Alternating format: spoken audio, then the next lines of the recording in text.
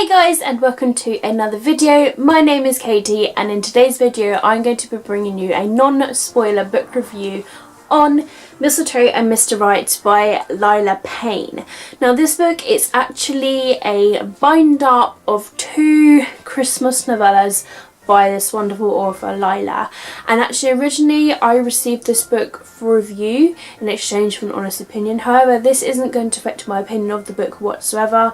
I always go into books with my own sort of opinions, and like this is going to be my true opinion on what I thought about both of these novellas.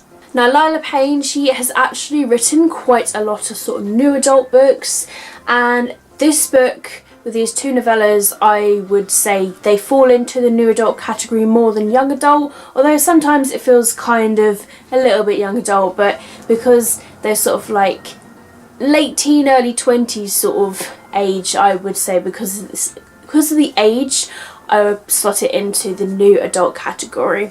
So these are two really cute Christmassy stories. They're based around the Christmas period.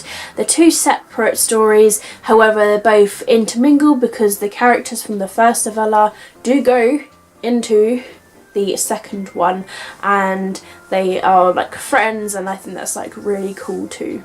So what I found like really interesting was how these two stories like do go into each other, how we have Jessica with her first story.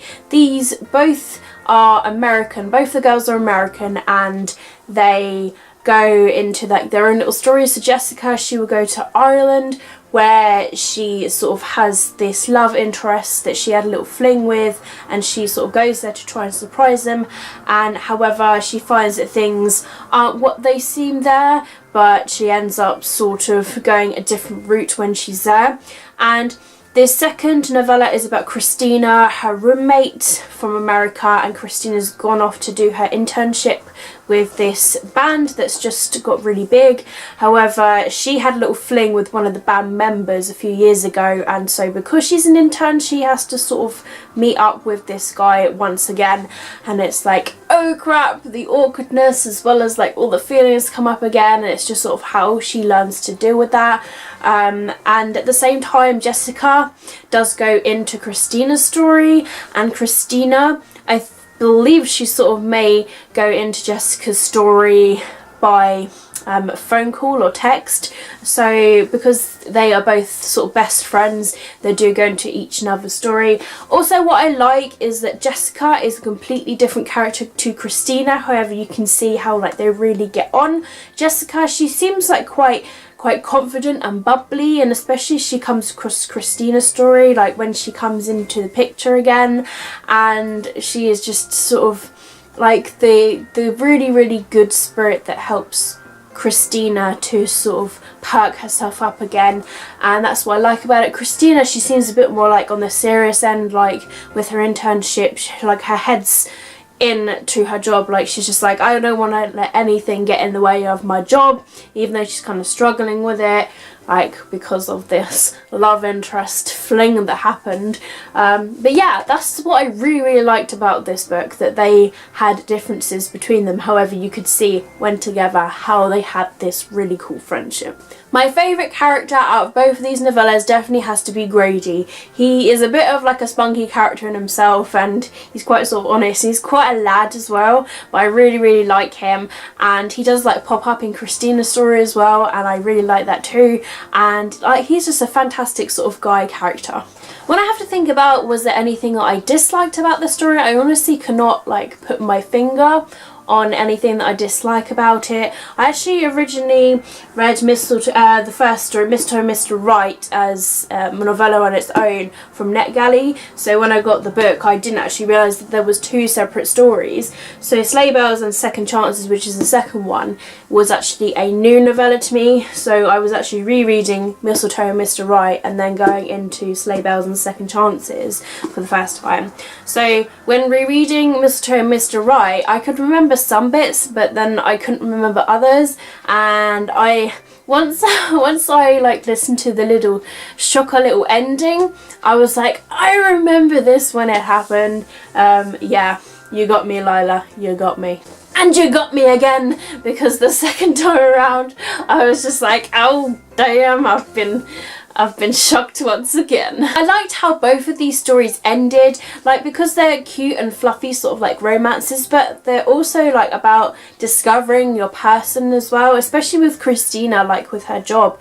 She's sort of discovered that she's a different person by the end of her novella, and she likes the person that she's become, and I think that's really great. And like both of these stories are sort of also about like friendship and family, and like there's a really big like family like thing that happens like with Christina, and like she's just sort of like hiding back because of like the stepmom stepsister thing, and being like, oh, I'm not gonna like them, but then she discovers that, you know, all is not what it seems, and so yeah, there is that too. But when I sort of like finished this book, I sort of felt like really satisfied, like with how it ended and like with how the story went. They are like just two standalone Christmas novellas that go on, and it just sort of felt like really cool and really Christmassy, especially like in Jessica's story. There's this big old scene where there's so much snow, and like she's trying to leave through it, and it's just like so much snow in Ireland,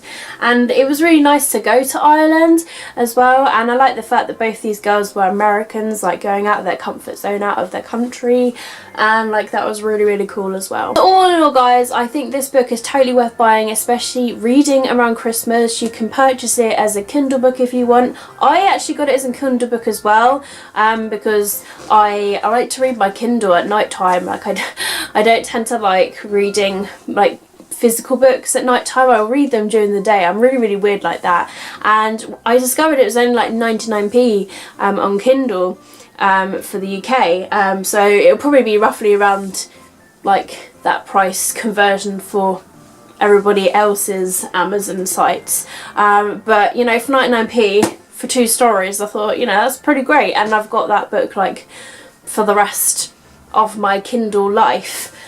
So yeah, definitely get the Kindle version of it if you do have a Kindle, but if you want to get the paperback, it's not that expensive. I think it's around like £3.50 at the moment. At the moment that this video goes up, it'll be roughly around that time, £3.50, £4, £3, around that sort of pricing range. So it's a really good price for what it is. But after I read this book, I definitely want to venture into Lila's other books. She's written like a couple of other series, and one is still like ongoing, because one release I think is coming out next year, like, and booking one of her series. I was looking on her Goodreads, I was kind of stalking her books, and it says publication 2018, so I would like to go into like her other series and see what I think about them, because these are standalones. I want to see what her series are like. But I really enjoyed her writing in these books as well, so that's why I want to venture into other books and give them all a try. So Lila is a new author to me. I definitely really enjoyed her 2 Christmassy novellas. I'm glad to have got this out of the way, and again, a massive thank you to Bloomsbury who sent this book to me. You guys are awesome, and sorry it's taken me so long to read it, but I wanted to leave it around to a Christmassy time, and I missed doing it a year or so ago, and now I've finally done it. So yes, I just want to tell everybody about this story, and for everybody to pick it up and read it, because I've really enjoyed it myself. And if you guys like your contemporaries, your new adults, especially around the Christmas or wintry period, you can read this in January. We get snow in January and February. It's not just based around Christmas. And look at this little doggy on the back here. That's Baxter. Baxter is in the second novella, so you got to read it for the dog. So all in all, guys, 5 out of 5 Kit Kats all the way. Really enjoyed it, totally recommend it.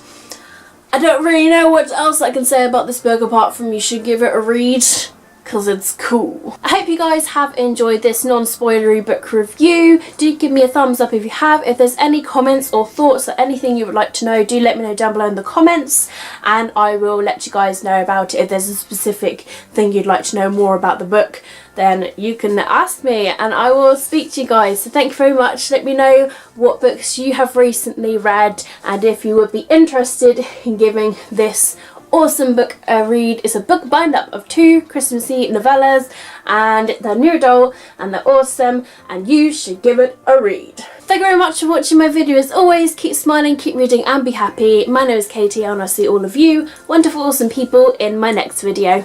Bye!